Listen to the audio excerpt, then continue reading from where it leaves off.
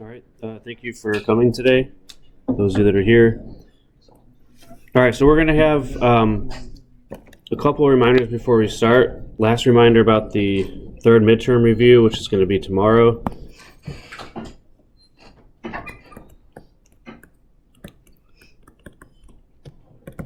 So that's going to be Friday, which is, as I said, the next day.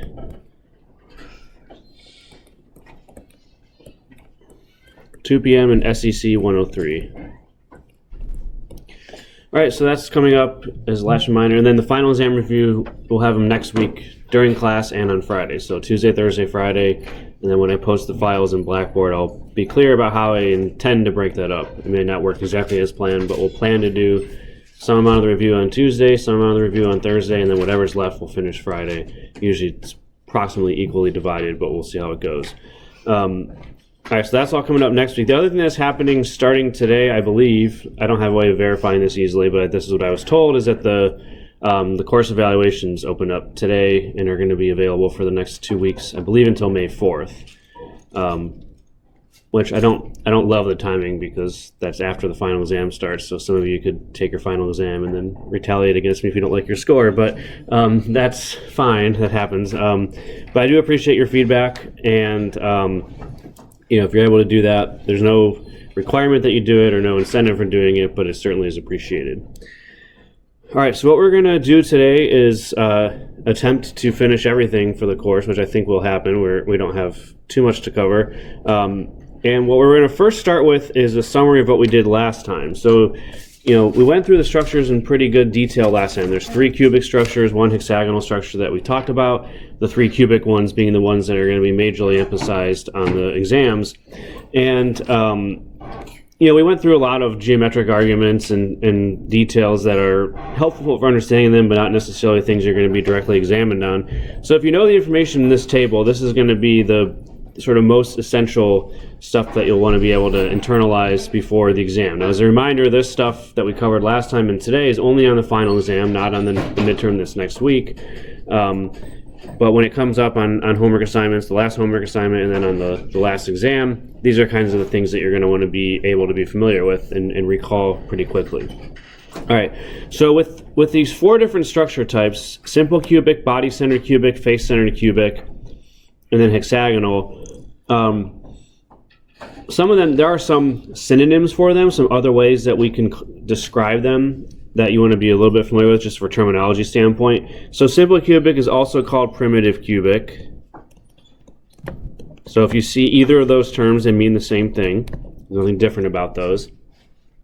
For body-centered cubic and face-centered cubic, they don't really have necessarily separate names that we use all the time, but they do have abbreviations. So body-centered cubic would be BCC, not too difficult to see why. Face-centered cubic will be FCC, and then there is another term for this that we sometimes use, which is cubic close packed, CCP, because as you recall, when we have the different cubic structures, this was the one that had the atoms packed together as closely as possible using the close packed layers and the highest packing efficiency. So cubic close packed is sort of another way of saying face-centered cubic. And then hexagonal is sometimes called hexagonal close packed. Closest packed, I guess, is the more proper way of saying it. So HCP, hexagonal closest packing. Because again, it uses those same closest packed layers, has exactly the same packing efficiency as the previous one. They just arrange the layers differently to give the different types of unit cells. Now, the other thing that's important for us to internalize is how many atoms are there per unit cell. So as you recall, we counted the different positions differently depending on how many unit cells they're shared between and then how many each position contributes to that one unit cell.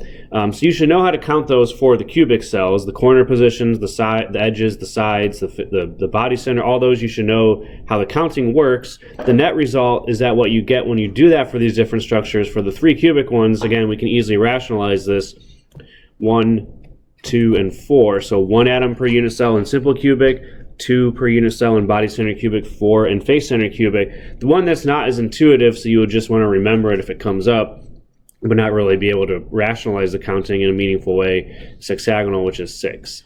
And whether you get in 6, it depends on how you define the unit cell, so this one's a little bit tricky in that regard too. So just remember that it's 6 and probably won't even come up anyway. Now, the other important thing that we defined at the very end of last time is what's called the coordination number. So this is basically the number of nearest neighbor atoms. So when you stack all the atoms in 3 dimensions, for each individual atom, how many others are touching it? How many others are closest to it in each direction in overall? So for simple cubic, you had the smallest coordination number, which was 6. And we kind of rationalize that as 4 in the same layer that are around it, 1 above and 1 below. So each atom is essentially has an octahedral arrangement of other atoms around it, if you want to think about it that way. For the body-centered cubic, focusing on the one atom that's in the center of the cube, is bounded by all 8 corners, touching all 8 corners, so that gives you a coordination number of 8. And then face-centered cubic and hexagonal were the ones that were a little bit more tricky to define the coordination number for, but basically you have 6 atoms in each layer that are around it, and the same layer as it, and then you have 3 above and 3 below from the adjacent layers, which gives you a total of 12. So coordination number will be 12 for both of those.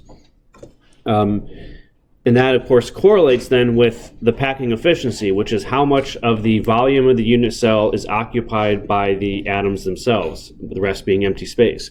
So simple cubic was the least efficient packing. It was just over 50%. And it's probably not going to be the case that you have to memorize these numbers necessarily exactly what they are, but you should know them in a relative sense. So simple cubic is the lowest, 52%. In the middle is body-centered cubic, 68%. And then, as I already mentioned, these two, face-centered cubic and hexagonal, which are both closest packed structures, they have the same and highest packing efficiency of 74%. All right, so this one-page summary of everything we covered last time is going to be what you're going to mainly want to focus on. And if you can internalize all of this, and especially for the counting part and the coordination number part, if you can kind of understand where those numbers come from a little bit, particularly for the cubic structures, you should be good to go for what you need for that part of it. All right, so that's the summary of the structures of metals. So when we talk about these different structure types, we're primarily talking about pure crystalline metals. So things like sodium adopts one of these structures. I forget which one now. Gold, pretty much any metal in the periodic table adopts a structure mainly in these 4 categories, although there are others that we didn't cover. But that's the kind of substance we're talking about, a pure metal with just metal atoms at each site on the lattice or in the unit cell. Okay, so any questions on that before we wrap it up? All right, so what we're going to talk about today are a few other classes of crystalline solids besides metal structures, which are where these are. For these first 2 types, we're not going to talk as much about the exact structural elements of them. We'll give a little bit of information about it, but not really talk about the whole 3-dimensional structure in the unit cell in as much detail. But we're mainly going to define what they are and sort of some of their key properties. So the first one we're going to talk about are network solids. And so in metallic solids that we just finished talking about, you have metal atoms, and then we have that metal-metallic bonding, that sea of electrons that kind of holds everything together. In a network solid, these are going to be involving non-metal atoms that are then held together by covalent bonds. So there's still extended regular networks of atoms in a repeating pattern in all directions, but now what's the forces that's holding them together is no longer metallic bonding, because they're not metals anymore, it's just covalent bonding because they're talking about non-metals. So network solids are extended solids that are formed by covalent bonds.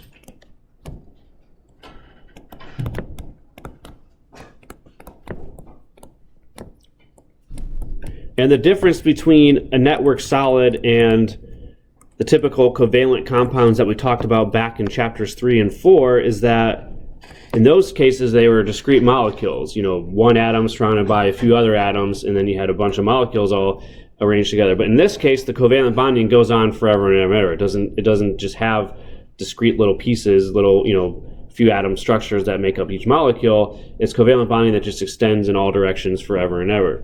And so you can think of these then as infinite molecules. They're covalent, and they have nonmetals bonded together through the same types of covalent bonds that we talked about way back in chapter 3, but they don't really have a defined molecular structure. They just go on forever in all directions, so they're kind of like infinite molecules. They just extend forever. So there's going to be one type of network solid that's called a network atomic solid. So these two here, diamond and graphite, are 2 examples of a network atomic solid.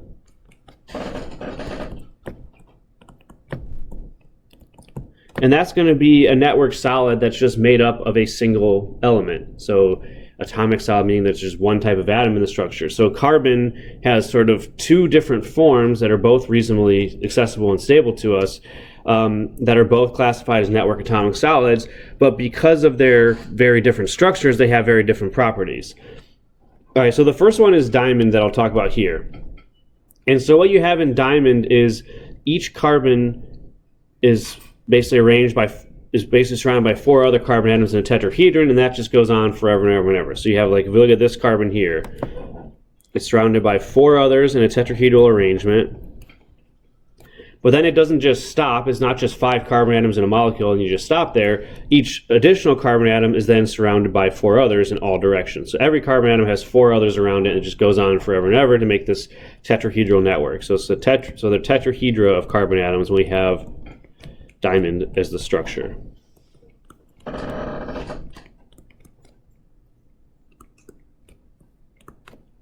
And so because the carbon atoms are all tetrahedral, as a review of things you'll see in the final exam, what would the hybridization of them be?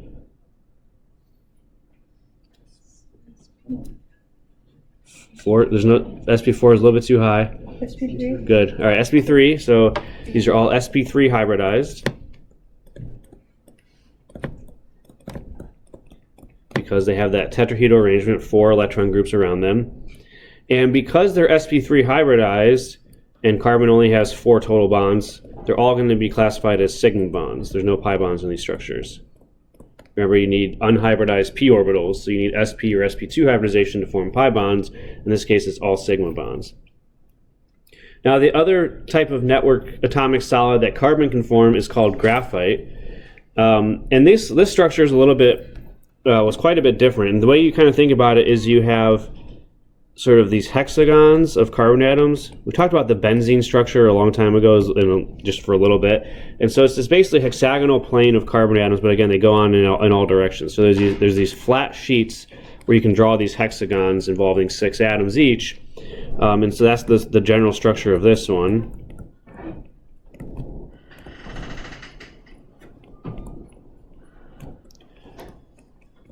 So this forms these flat sheets, and then these flat sheets sort of stack together into layers. So the graphite is what you call a layered structure. It has a 2-dimensional, atomically thin flat sheet, but then those flat sheets stack on top of each other like you're stacking paper towels or something like that, okay?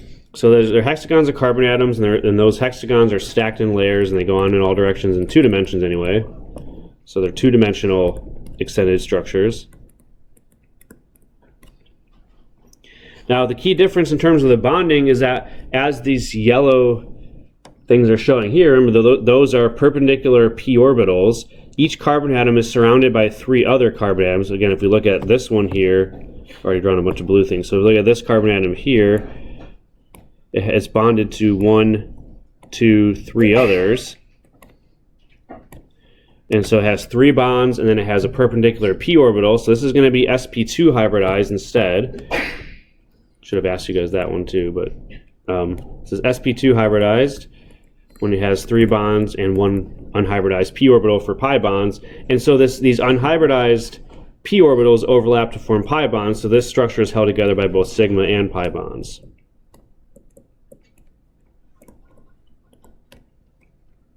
So that's the key differences in their structures.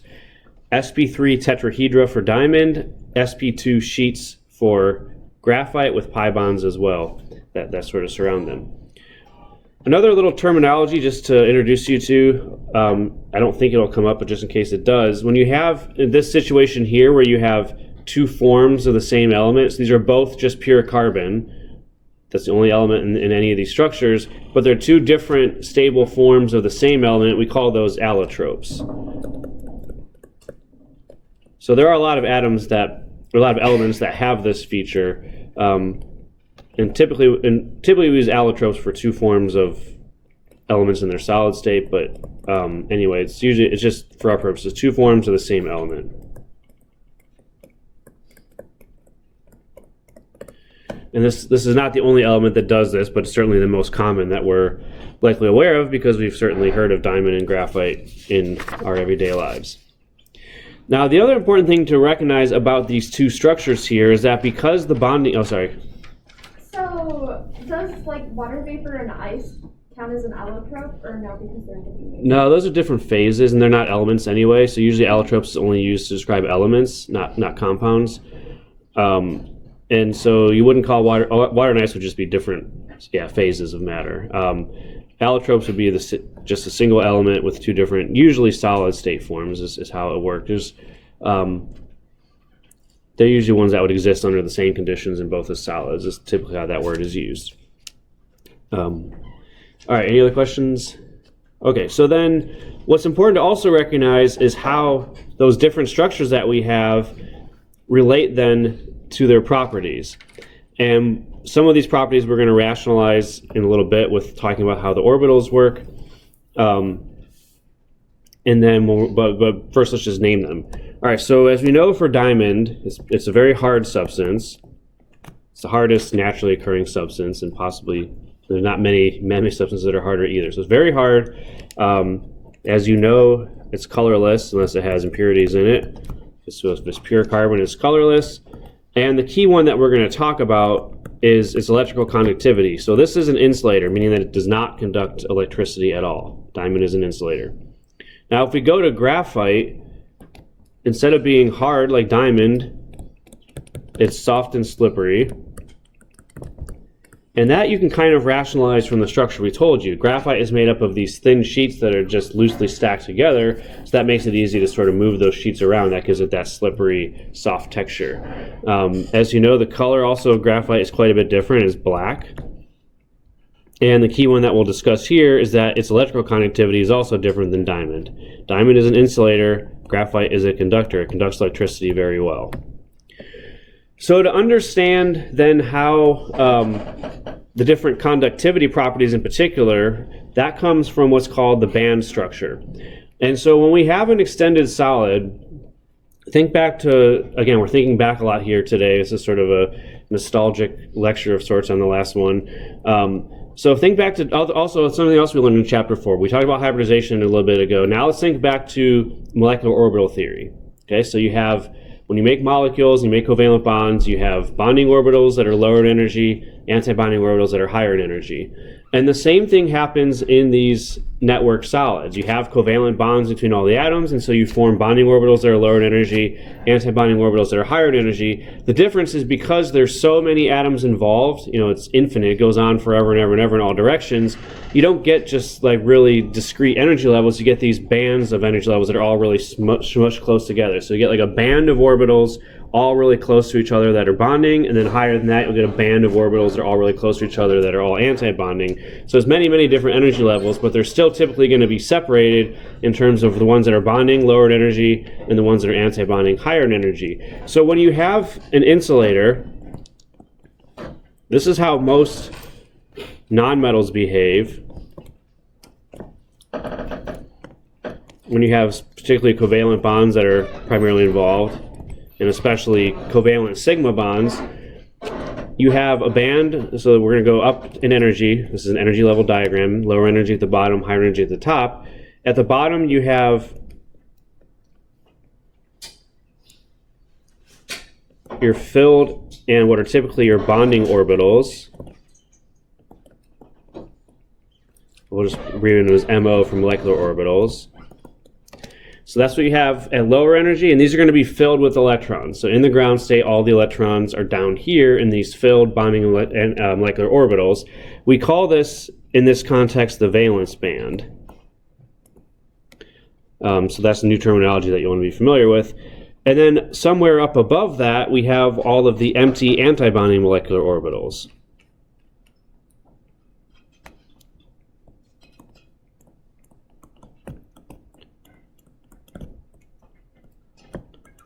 So they're initially empty, and they're going to be separated by some distance from the filled orbitals. So when you have an insulator, what you have is a large gap between these two bands. And what I also forgot to mention is that this higher energy band up here, drawn in red, is called the conduction band. And it's called the conduction band because if you want to conduct electricity, you need electrons to move into those empty orbitals. So conducting electricity involves electrons moving through the structure. They can't move into filled orbitals because they can't have more than 2 electrons per orbital. So in order for those electrons to move around, they have to move into empty orbitals. And if there's a large energy gap between them, that's just not going to happen. It would require a lot of energy for that to occur. So in insulators, you have a large gap between the valence band and the conduction band. And that's what's true in diamond, because in diamond we have only sigma bonding and sigma antibonding orbitals. And as we talked about in molecular orbital theory, those are going to be separated by a larger distance. So when you have sigma bonding, that gives you a large gap between the bonding and antibonding orbitals, or in an extended solid like diamond, a large gap between your valence and conduction band, and that makes them behave as insulators. Now, if you go to the opposite case, or the opposite extreme, I suppose, which is a conductor. So metals are conductors, as we talked about, and then also the one we just discussed here, graphite, is another conducting substance. What happens in this case is that you're typically going to have, you'll still have your valence band and conduction band.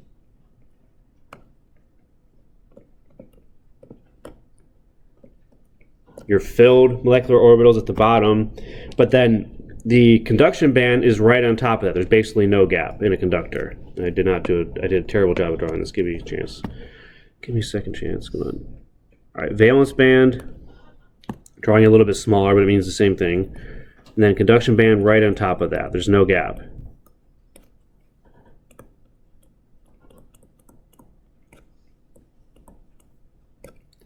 And so the key difference here is that there's no gap between these two bands, and so the electrons are free to move between the valence and conduction band, and that's how electricity gets conducted. So in graphite, this occurs because those frontier orbitals are all pi bonds, and the gap between pi and pi antibonding orbitals is much smaller than it is for sigma and sigma antibonding orbitals. So that smaller gap leads to graphite behaving as a conductor. So that's the key difference then between insulators and conductors, is basically just how close together the valence and conduction band are. In insulators, there's a large gap. In conductors, there's essentially no gap, and that would be true for metals, and also is largely true for graphite as well. All right, so any questions on that?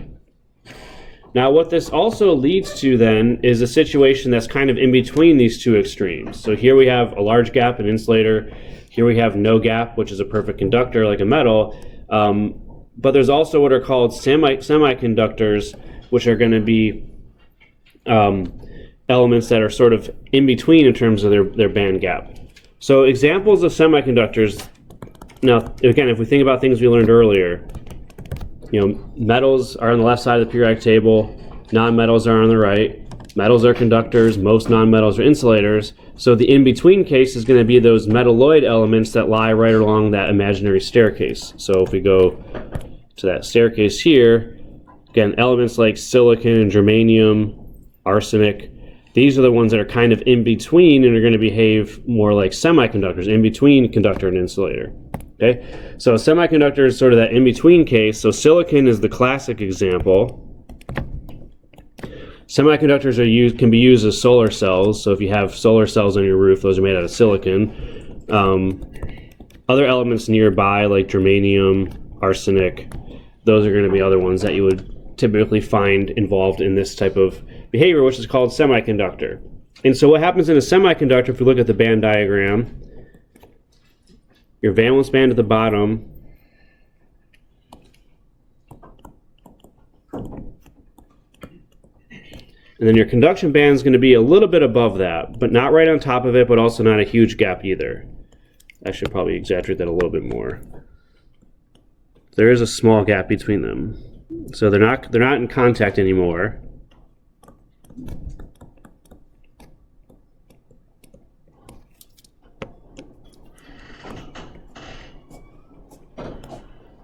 All right, so in these semiconductor substances, you have an intermediate band gap.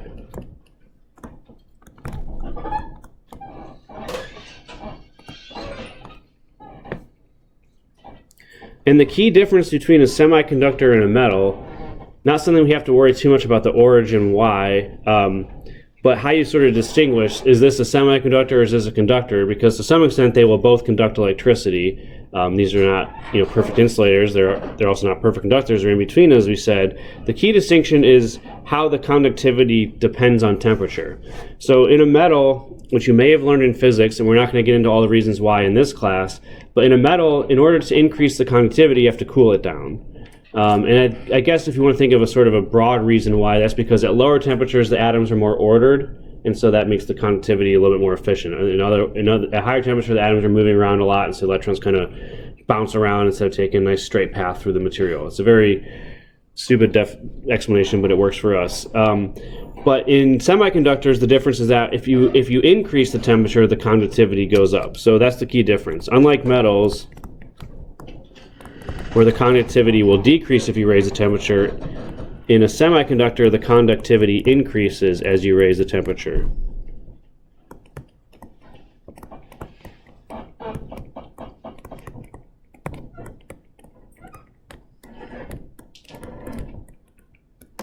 And that's because you have this intermediate gap between the valence and conduction band. If you raise the temperature of the substance, you're putting more kinetic energy into those electrons, giving them a little bit better chance of hopping up to that conduction band. So you're basically just increasing the energy a little bit in the system, kinetic energy in particular, and that means more electrons have enough energy to hop up from the valence band to the conduction band as needs to happen for conductivity to occur.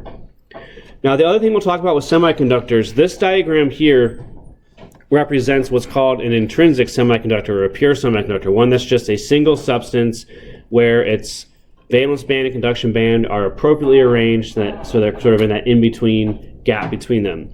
But here what we have also is another way of making semiconductors is with what's called doping. So silicon is an example of a pure semiconductor. If you just have silicon in the right allotrope, there are different allotropes of that one as well, but in the proper allotrope of silicon that they use for solar cells, this will be a semiconductor on its own. But the other way that semiconductors are often also made, which helps improve their properties and gives you sort of a greater diversity in terms of how they behave, is with what's called doping. And so there's two types of doping. So one is called N-type doping, and this is when you dope with extra valence electrons.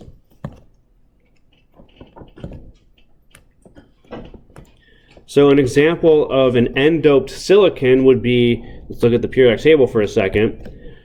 Silicon is in group 4, and it has 4 valence electrons. If we want to do N-doping, we dope it with something that has more than 4 valence electrons, to put a little bit of extra valence electrons in. So we can dope with arsenic as an example for N-doping of silicon. So arsenic has 5 valence electrons instead of 4. So if you do arsenic-doped silicon, you're putting in additional valence electron. And what we mean by doping is you just put a little tiny bit of that other element in there. It's still mostly silicon. I think the doping levels for typical semiconductors are just like a percent or less. It's really low levels of doping that you need, but you put in a little bit of extra valence electrons. So arsenic-doped silicon, where arsenic has 5 valence electrons compared to silicon, which only has 4, would be an example of N-type doping. And so how this changes the band diagram then is your valence band is at the bottom, and I'm going to exaggerate the gap a little bit here just to make it easier to draw. You have your conduction band above that,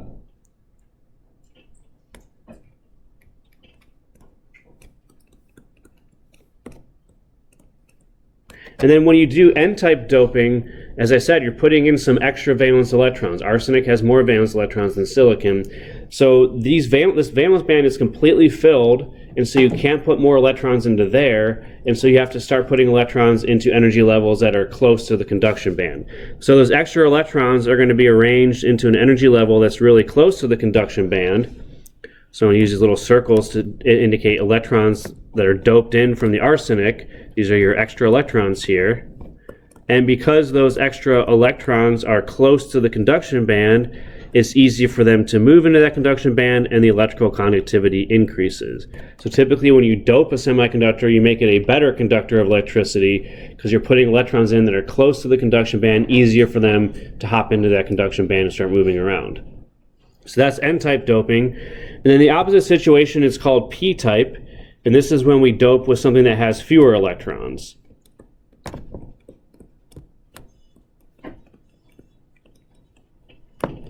So if we stick with silicon, back to our periodic table, If we go in the opposite direction from silicon up here to boron, this would be an example of p-type doping. Silicon has 4 valence electrons. We dope in a small amount of boron that only has 3 valence electrons. We have now fewer total valence electrons in the system. And so with boron doped silicon, this is an example of a p-type. And actually, you can also boron dope diamond as well. So this is a cool substance too. Boron doped diamond, where you replace some of the carbon atoms in diamond with boron, you reduce the valence electron count, and that leads to it being a conductor as well. So you can do this with diamond as well. But anyway, the way that this works then is in the band diagram,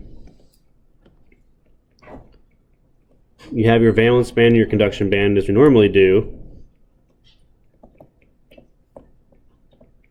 Valence band being the filled bonding molecular orbitals, conduction band being the empty antibonding ones.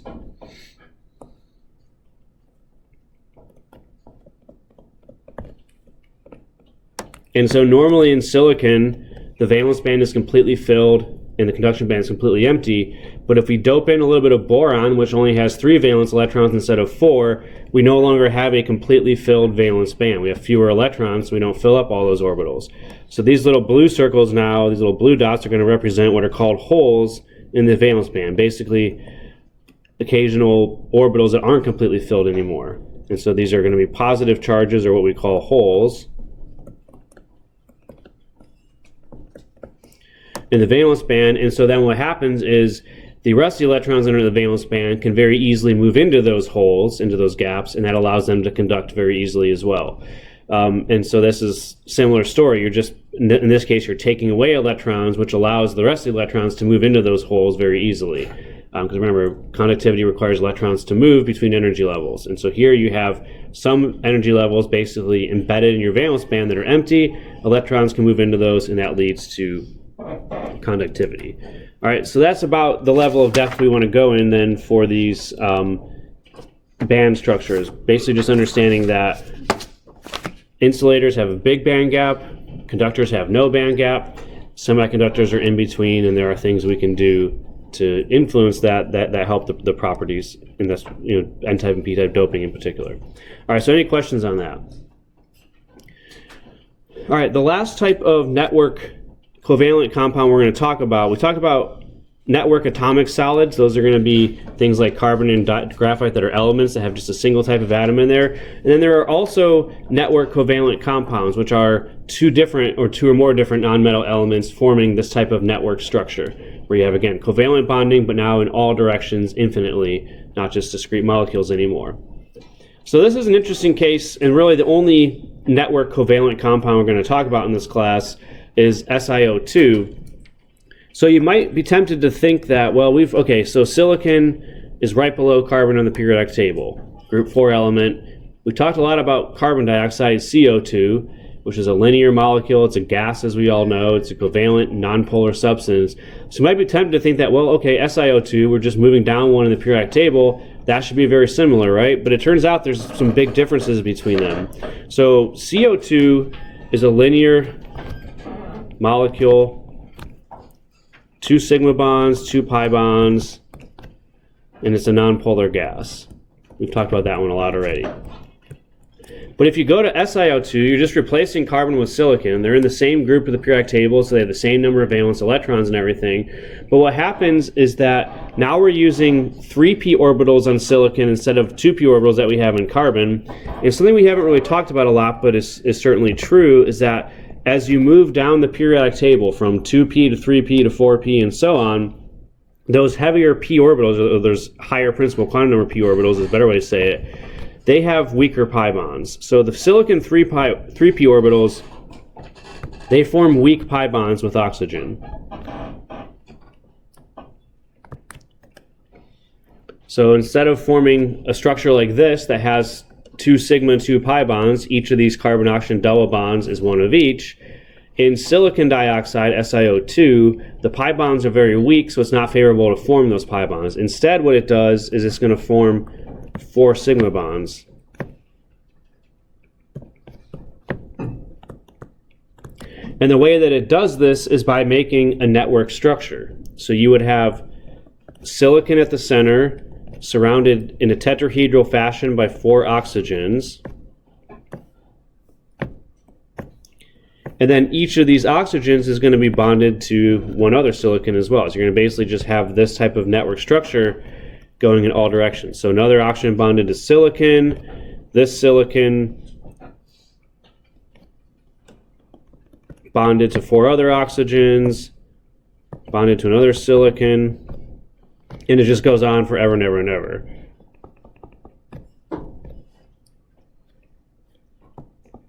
So we call this, again, a network covalent compound. It's covalent bonding between silicon and oxygen, but it just goes on forever and ever. You don't have discrete little molecules like you do in other covalent compounds. So what you essentially have is these SiO4 2- tetrahedra that extend infinitely. And then you're wondering, well, how do we balance the charge? You can't have a negatively charged substance, and that's true. And it's obviously complicated and a lot of source of debate about how exactly we balance this charge. But the most common way is that at the surface, where this does end somewhere, we call them infinite solids, but obviously nothing is infinite. It has to stop somewhere.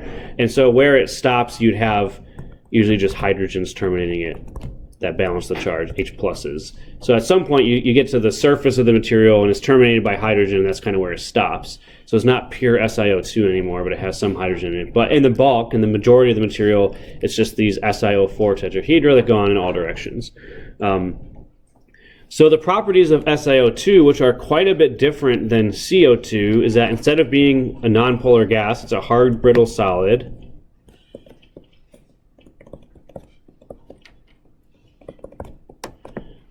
Sand and glass are 2 substances that mainly contain SiO2. All right, clearly these are different than CO2 in a lot of ways.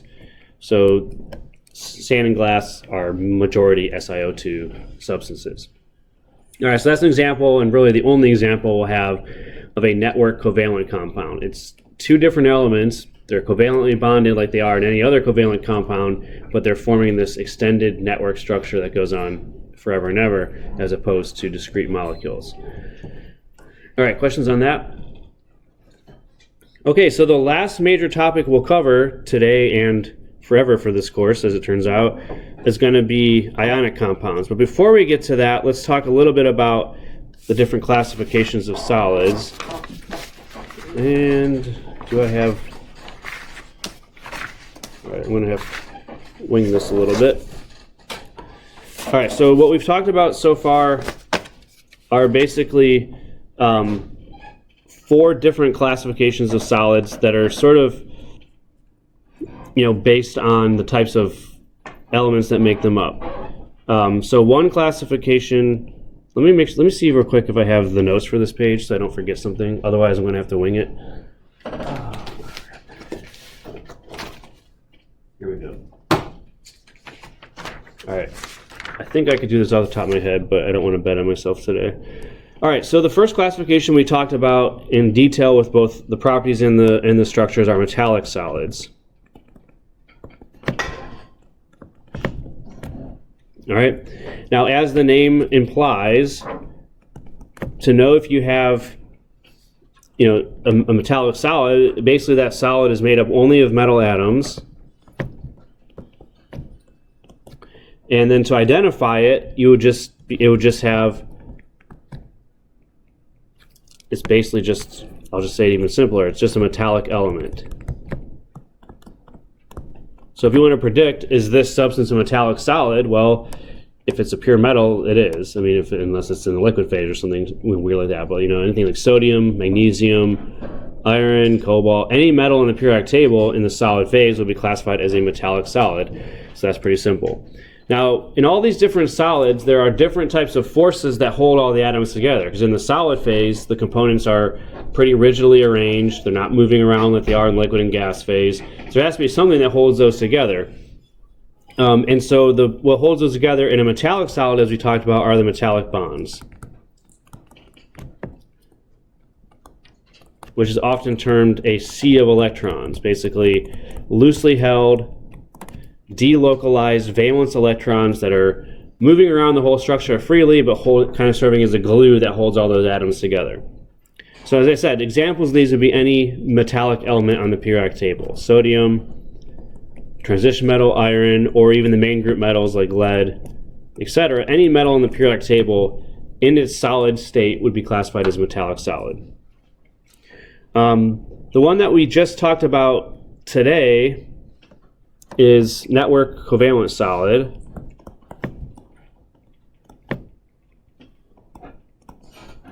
Which, as we said, has sort of two subcategories. Network atomic solid, which is one type of nonmetal element in the whole structure, like carbon, graphite, diamond, things like that. Or we talked about network covalent compounds, SiO2, which is two different nonmetal elements. But the key thing here is that the lattice components are nonmetal atoms.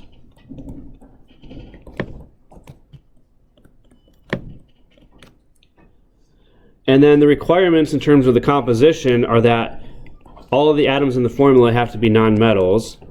So again, these are always covalent compounds involving only nonmetals.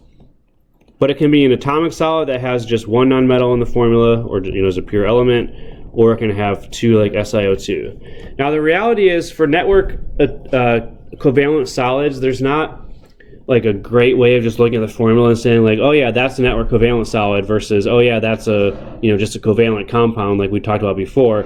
You just have to kind of remember which ones are network covalent solids. So the things we talked about today, if you're familiar with them, the different forms of carbon, graphite, and diamond, silicon, the semiconductor substances we talked about, and then SiO2, just be familiar with those ones as your very common examples of network covalent solids. Because the formulas of them just look like any other covalent compound. It's just two or more nonmetals in the formula, and you won't easily be able to tell that it's a network covalent solid unless you're just familiar with which ones are. So definitely remember the ones we talked about today, and you should be good.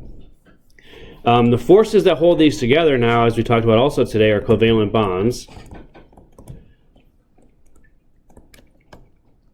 And again, in terms of examples, you really just want to be familiar with the ones we talked about today, because there's no easy predictive way, at least at this level of knowledge, to know which ones are network solids. So graphite and diamond,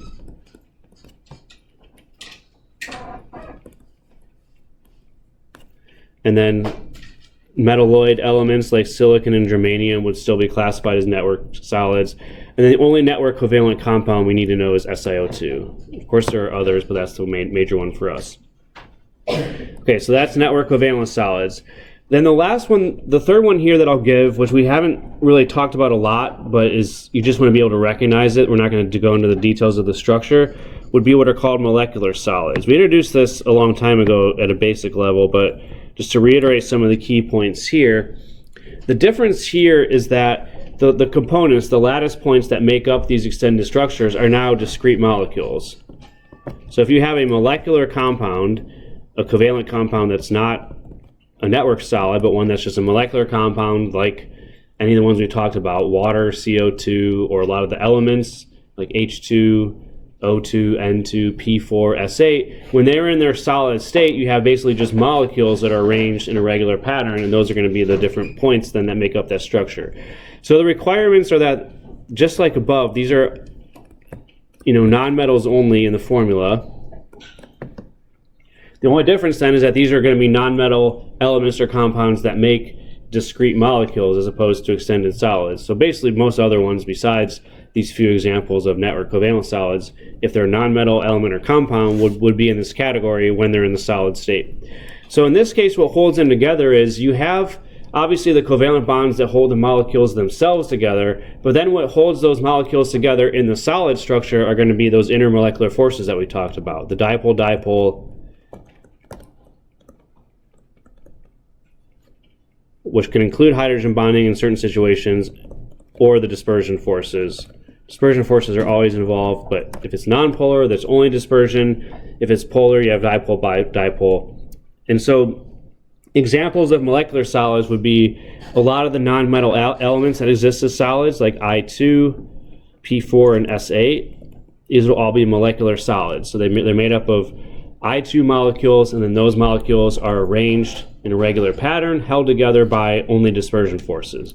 The other one that's a classic example of this would be ice. So it's, again, H2O molecules, water molecules, but they're held into a crystal lattice by hydrogen bonding interactions between the water molecules.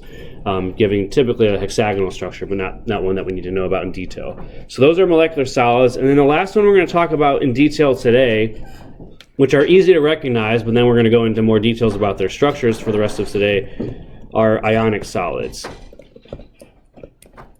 I'm getting a little bit long-winded today, so I'm going to move on. All right. The components in these are ions. And again, we're going to get into their structures here for the rest of today. And so the requirements for the formula is just, as we know, we can recognize the formulas of ionic compounds really since chapter 3. It's a metal and a nonmetal together. There are also, of course, the ones that involve polyatomic ions that we talked about. Those would still be ionic solids, but we're not going to talk about their structures in as much detail. We're going to talk about the structures of binary ionic compounds where you have a metal and a nonmetal combined into the formula. And so they're held together then by ionic bonds between the metal cation and the nonmetal anion. And pretty much any ionic compound you can think of would fall into this category. NaCl, magnesium oxide. These simple binary ones are the ones where, again, we're going to go through the structures of them in detail. But any ionic compound you could think of would be classified as an ionic solid. Okay? So that's just a review of how to classify the different solids. And so now we'll move into the last type that we're going to discuss for this course, which are ionic solids. And we have to understand then how these different structures are formed. Okay. So the first is, as we kind of already just summarized in the last slide, you have forces of attraction are going to be the ionic bonds between the positive and negative ions. So the ions are held in place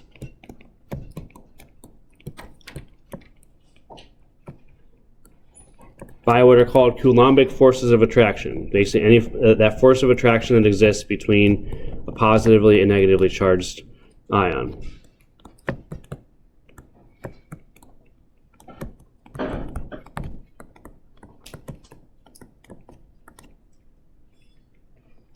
And so when we form these different ionic structures that we have, basically what they're trying to do when they form the different structures is they want to maximize these attractions.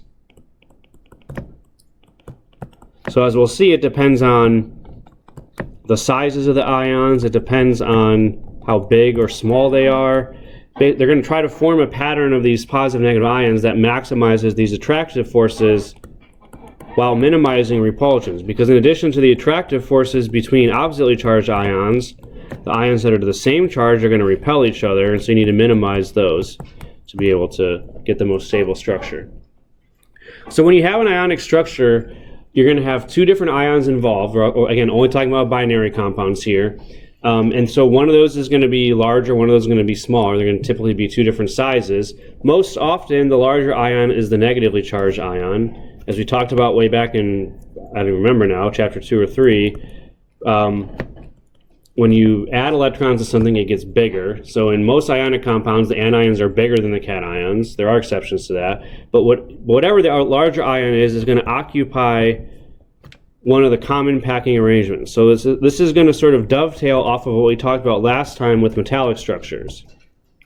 The larger ion in the structure, again, usually the anion, is going to occupy one of these common packing arrangements. Primitive cubic or simple cubic, face-centered cubic, or hexagonal as well. We're only going to talk about structures that involve primitive cubic and face-centered cubic, but that's going to be how the anions are arranged into one of those structures that we've already defined. And then what happens to the positive or the smaller ions, which is usually the positive ones, those are going to occupy holes in the structure. Because as we mentioned, these arrangements, primitive cubic, face-centered cubic, they're not 100% filled. There's empty space in there. And so the oppositely charged ion is going to sort of force its way into some of that empty space. So they're going to occupy holes in the structure when we have the other ion.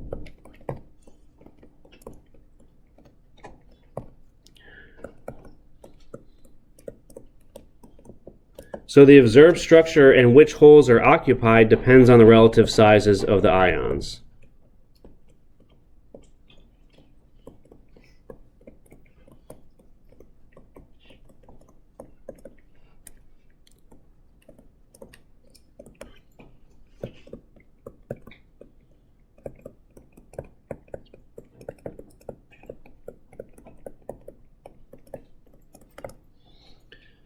All right, so that's how these structures are going to be. So let's go into that in detail. So we're going to talk about now the different types of holes that we can have in these structures that the opposite ion can then fit its way into. Again, usually what we're going to have is the negative ion is going to occupy a typical structure, and then you're going to have positive ions forcing their way in.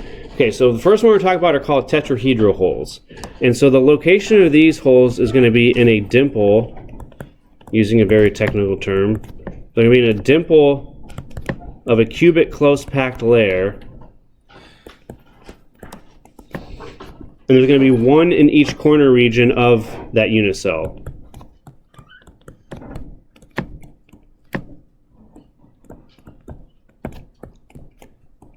So of the face center cubic unit cell.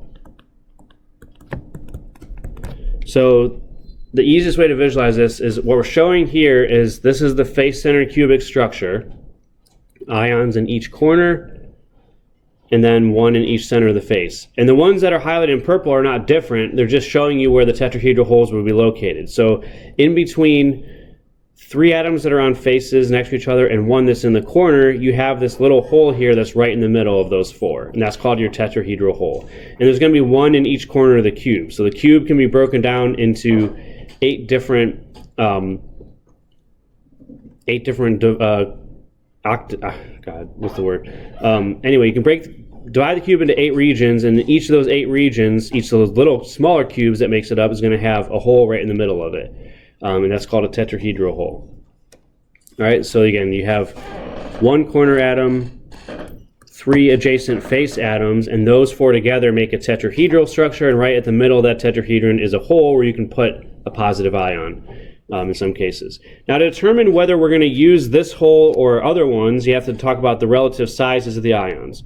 So one thing we learned earlier, again, these geometric arguments are mostly just me showing off. You don't really need to know all these things. But as we learned earlier from the face-centered cubic structure, the distance A along the side here is 2 times radical 2 times, I'll use capital R here, where R is the radius of the larger ion. All right. And so then as we go through the cube diagonal, so if we go from here to here, but if we go just halfway to the center of the cube, we're going to pass through one of those tetrahedral holes as we go from one corner directly to the center, halfway along the diagonal of the cube. So 1/2 times the cube diagonal, which is equal to a square root of 3 over 2 in geometric terms, where a is the length of the side. As we go across there, we're going to go through how do I want to say this?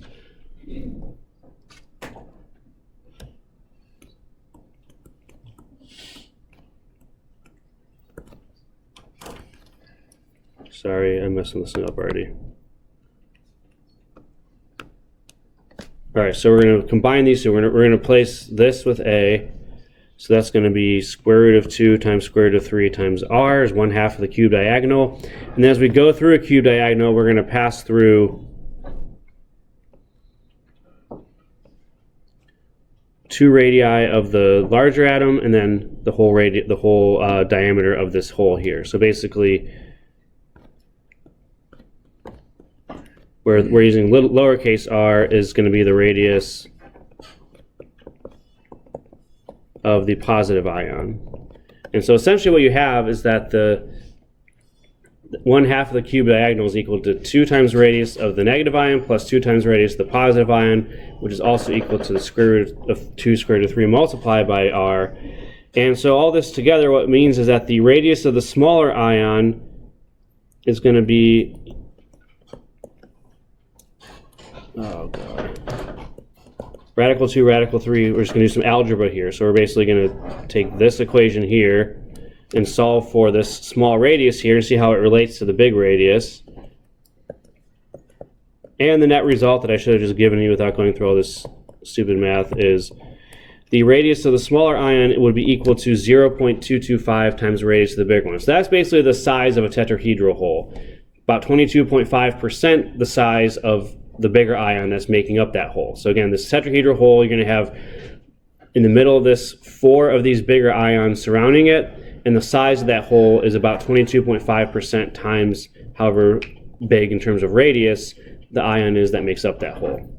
Okay, so that's what we have for tetrahedral holes. The next type of hole that we have is going to be what are called octahedral holes.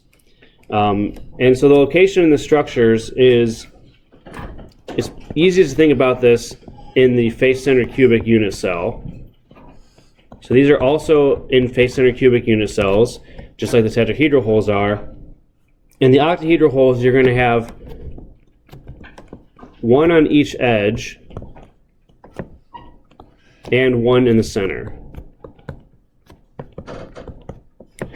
All right, so this one kind of clearly shows that. You have the red atoms here are going to be the negative ions that are going to be in the face-centered cubic unit cell, one on each corner, one on each face, and then along each edge of that cube, showing with these little white circles here, and then right in the middle of the cube is where your octahedral holes are located.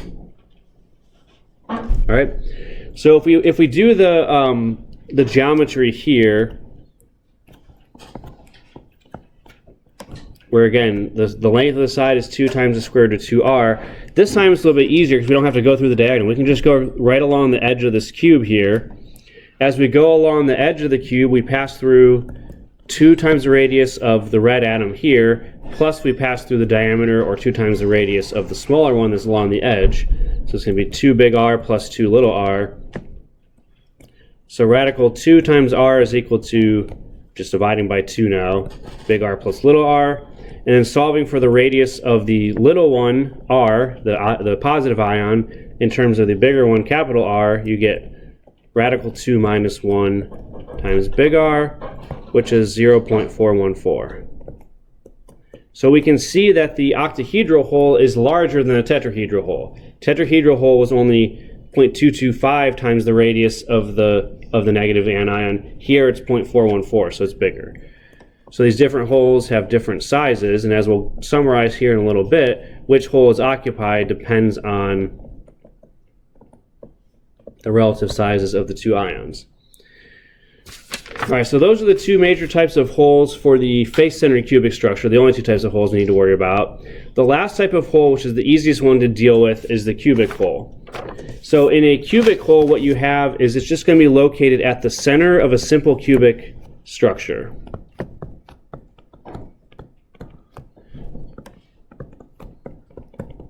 So for cubic holes, what you just have is the anion, which are showed in gray spheres here, are just located on the corners in a simple cubic arrangement.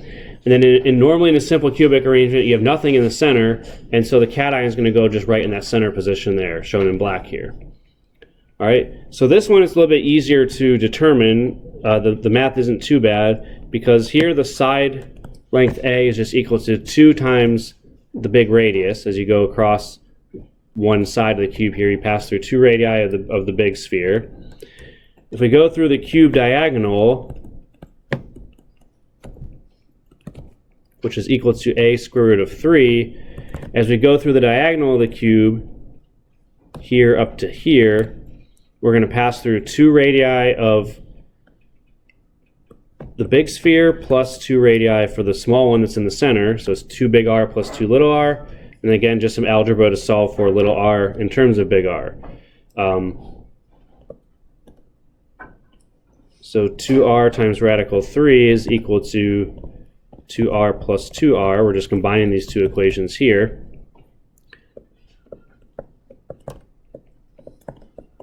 And that means little r in terms of big R is radical 3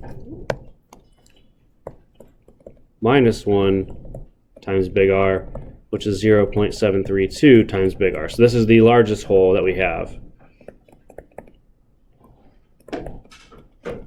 So these are the 3 possible places that we can put the opposite ion in one of these cubic structures. The first 2 occur in the face-centered cubic structure, either octahedral or tetrahedral holes. This one comes at the center of a simple cubic structure. And then the other thing that's important for understanding these holes is counting how many of them there are in the in the unit cell.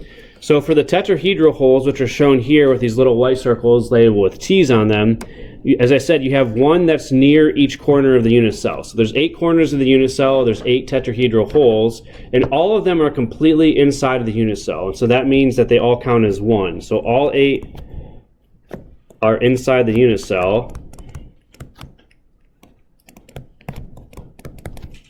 And so you have 8 tetrahedral holes, all counting as 1, so you have a total of 8. So if you fill all of the tetrahedral holes, you will have 8 of that ion in the unit cell. Okay? So there's a maximum of 8 that you can put in there if you fill each individual tetrahedral hole. For the octahedral holes, the counting is a little bit more complicated, but it's still going to use things that we learned last time for how to count things. So in the octahedral holes, you have 1 along each edge of the cube, and there's 12 edges in a cube, 4 on the top, 4 on the bottom, 4 on the side. So there's 12 edges in a cube, and each of those edge positions is going to be shared by 4 neighboring unit cells. They count as 1/4 of an atom each for that unit cell. So that's going to be the edge positions. Plus we have 1 octahedral hole that's right at the middle, and so because that one is completely inside the unit cell, it counts as 1 whole atom. So 1 times 1 for the center position. And so in total you have 4 octahedral holes in the structure. So if you fill the octahedral holes, you would have 4 of that ion in the structure, whatever's occupying those octahedral holes. And then finally for the cubic holes, counting this one is trivial because it's just 1 at the center of the cube. So 1 completely at the center, so there's a total of 1 cubic hole.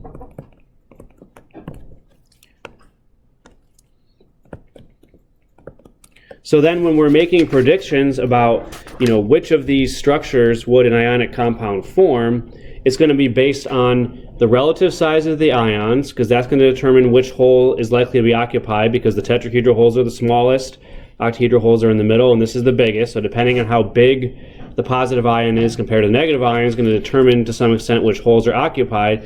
And then how many holes are occupied depends on the formula of the compound, because there's going to be a certain number of negative ions depending on the arrangement as either face-centered cubic or simple cubic, and then you need to fill the right number of holes to balance the charge. So that's how we're going to move forward then to understand ionic structure types.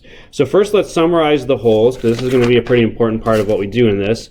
So for tetrahedral holes, octahedral holes, cubic holes, there's 8 tetrahedral holes per unit cell, 4 octahedral and 1 cubic. And then in terms of, when do these different holes get occupied depending on the size of the ion, it turns out what we learned for tetrahedral holes, what we calculate is that these are equal to 0.225 times the big radius, and these are equal to 0.414 times the big radius. And so essentially, the tetrahedral hole is going to be occupied anytime the relative radius are between these two values here. So if it goes from 0.225 up to 0.414, we're going to occupy the tetrahedral holes. That forces the ions apart a little bit, because the tetrahedral hole is actually only 0.225 R when the anions are touching each other, but you can basically force one in there and expand it a little bit out to 0.414. Once it gets to this value here, the octahedral holes are going to take over, and so anytime that the size of the smaller ion is between 0.414 or 0.723 times the size of the bigger ion, you're going to fill the octahedral holes. Then anytime they're closer than that in size, greater than 0.732, then you're going to fill the cubic holes. And then these holes exist in different unit cells for the larger ions. So tetrahedral holes and octahedral holes both occur in the face-centered cubic lattice. Cubic holes require you to have a simple cubic lattice of the anions. All right, so that's a summary of all the holes, and now let's actually see how they work in real structures, because this is going to kind of put all this together. All right, so let's look at the sodium chloride structure, NaCl, simple compound.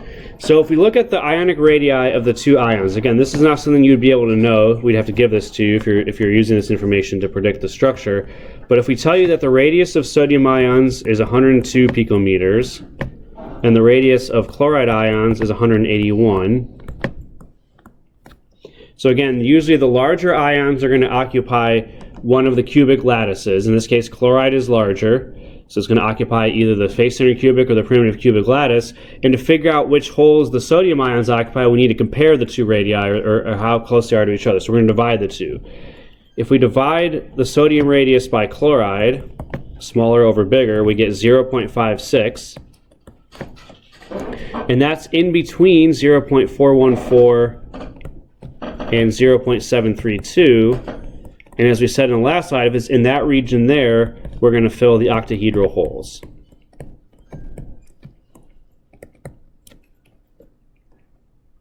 So we know we're going to fill the octahedral holes because the radius is in that range where the octahedral holes are likely to be filled. These predictions are not perfect, so there are structures that violate this, but again, you guys would just make the predictions based on these limiting values here. So the relative ratio of those two is 0.56. That's in between these two values, so that would be octahedral. In terms of how many of the holes are filled, if you have face-centered cubic lattice, so for octahedral holes to be filled, that means the chloride ions are on the face-centered cubic lattice, shown in green here. And as we counted last time for metallic structures, in a face-centered cubic lattice, you have all 8 corners occupied, that count as 1/8. And you have all 6 faces occupied, that count as a half each. So there's a total of 4 chloride ions. And then if we have sodium chloride, because they're +1 and -1 anions, we have to have the same number of sodium atoms in the structure, sodium ions, to balance the charge. And so for the octahedral holes, as we said, there's 12 edges that count as a 4th each, +1 in the center, so there's a total of 4 of those for the octahedral holes. And so this, in order to balance the charge, we have to fill all 4 octahedral holes. All right, because in each unit cell of the compound, we're going to have 4 sodiums and 4 chlorides, which reduces down to an empirical formula of NaCl, as it should be for this compound. So to figure out how many holes are filled, we just need to make sure that the charges are balanced and that the formula is correct. So if we have 4 chloride ions in this unit cell, we need to have 4 sodium ions, and that requires us to fill all 4 of the tetrahedral holes, octahedral holes in that. And then finally, the last thing we'll talk about with ionic structures is coordination number. So for an octahedral hole, as the name would imply, if you have an octahedral structure, what was the steric number, or the number of electron groups that was associated with octahedral back in chapter 4? 6. So that means the coordination number is going to be 6 for anything that's in an octahedral hole, which you can see in this structure here, because if we look at this sodium that's at the middle of the structure, we have 1, 2, 3, 4, 5, 6 nearest neighbors chloride ions that make an octahedron around it. And so whenever you have an octahedral hole filled, the coordination number would be 6 for the ions in that structure. All right, so any questions on the structure of sodium chloride? All right, the next one we'll talk about is cesium chloride. So if we move down from sodium to cesium, let's see what happens there. So again, the way that we predict the structure is by looking at the relative radii of the cations and the anions. So here we have cesium plus, which has a radius of 174 picometers, paired with chloride, which has a radius of 181. Did I give you a different number on the last slide? No, that's the same number. Okay, so it's still chloride, so it's still the same radius for chloride, but now the radius of the cation cesium is much larger, 174. So when we divide these two, you can already tell that they're pretty similar to each other. We get, it's 174 picometers for the cation, 181 for the anion, and that ratio comes out to 0.96. They're very close. So because the radius of the cation is more than 0.732 times the radius of the anion, we would predict that that's going to go into a cubic hole. Cubic holes are the largest holes, so if the cation is that similar to the anion in size, it needs to go into the cubic hole. It won't fit into the other 2 holes. Okay, so that's what this structure is showing here. We have the chloride ions on the corners of the cube and the cesium right at the center in what's called the cubic hole. So how many of those holes are filled? If we have a simple cubic structure,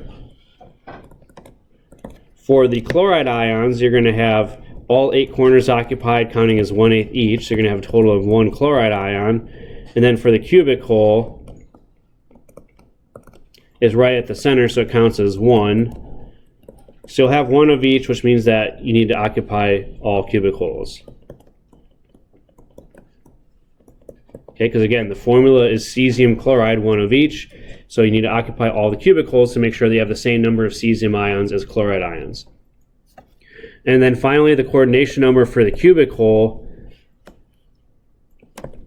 again, it's pretty easy to see here. This one at the middle here has 1, 2, 3, 4, 5, 6, 7, 8 nearest neighbors. So the coordination number for the cubic hole would be 8. All right, and so that's what a structure would look like where we're using the cubic holes. That requires the cation and the anion to be similar in size, and then you're going to fill that center of the simple cube to get that structure. All right, I think this is the last example that I'll give you before I have some example problems to work for, which is zinc sulfide structure. Okay, so the formula for zinc sulfide is ZnS. Zinc forms 2 plus cations, sulfide forms 2 minus anions. So the formula is ZnS, zinc sulfide. And if you look at the radii here, the radius for zinc 2 plus is 60 picometers. The radius for S2 minus is not that different than chloride. They're really close to each other in the periodic table. So that's going to be 184 picometers. So those are the two radii of the ions. Again, we'd have to give those to you. You can't pull those out of thin air. And so that's the two radii. We just divide the two to figure out which hole is going to be occupied. So if we divide zinc plus by sulfide, smaller over the larger, 60 divided by 184 is 0.33. And as we said, if the radius is in between 0.225 and 0.414, so if the small radius is within 0.225 or 0.414 times the big radius, that's going to require us to fill the smallest holes, which are the tetrahedral holes.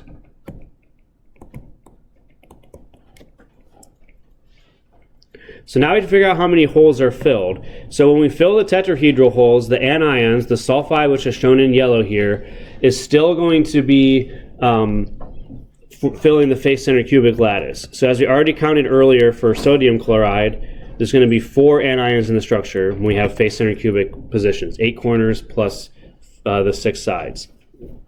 Total up to a net of 8.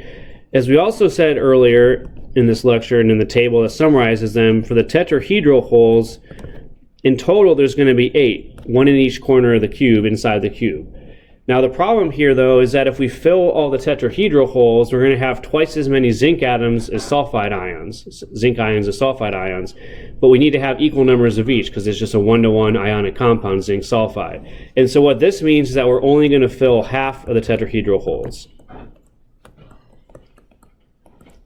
All right, because if we fill half the tetrahedral holes, we'll have 4 of each, which is a 1-to-1 ratio that we need to balance the charge and get the correct formula.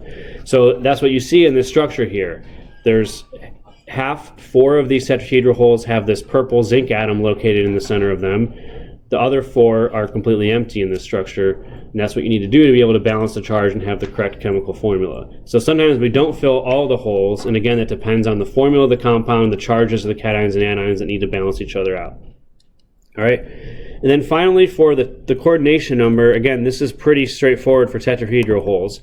As we learned back in chapter 4, if you have a tetrahedral central atom, how many things are surrounding it? 4. So the coordination number would be 4 if you're using the tetrahedral holes in a crystal structure. So pretty easy to see here for this zinc ion there, 4 sulfides surrounding it. 1 from the corner, 3 from the adjacent sides in that corner of the cube. Okay? So those are 3 example types of ionic structures. The point of this is not for you to, memorize all of these structural details for each compound. It's just to be able to understand how we predict the structures, how we count the different holes, the relative radii, and how we use that to understand which holes are occupied. So really it's more about understanding the concepts than, memorizing specific structure types in this course. So the last thing that I'll go through then is going to be some example problems dealing with ionic structures. We have a little bit of time left, and these aren't too complicated, so we'll get through them. So this will give you an idea then of the types of problems we might ask you on a homework assignment or test. Because again, all these details that I gave you are interesting, but not something we're going to really test you on in general. So let's talk about this one here. In calcium fluoride, the cations occupy a face-centered cubic array. If the anions fill the tetrahedral holes, how many of the tetrahedral holes must be filled? So this is actually a weird structure where the cations occupy the face-centered cubic lattice and the anions fill the holes. Usually it's the opposite. But nonetheless, we're going to just use the concepts that we learned today to answer the question and to count how many of these there are. So the formula for calcium fluoride, we should be able to predict this easily. Calcium is a 2+ cation. Fluoride is a 1- anion, so it should be CaF2 for the formula. And so we need to make sure that when we fill the different holes that we have the right ratio of cations to anions.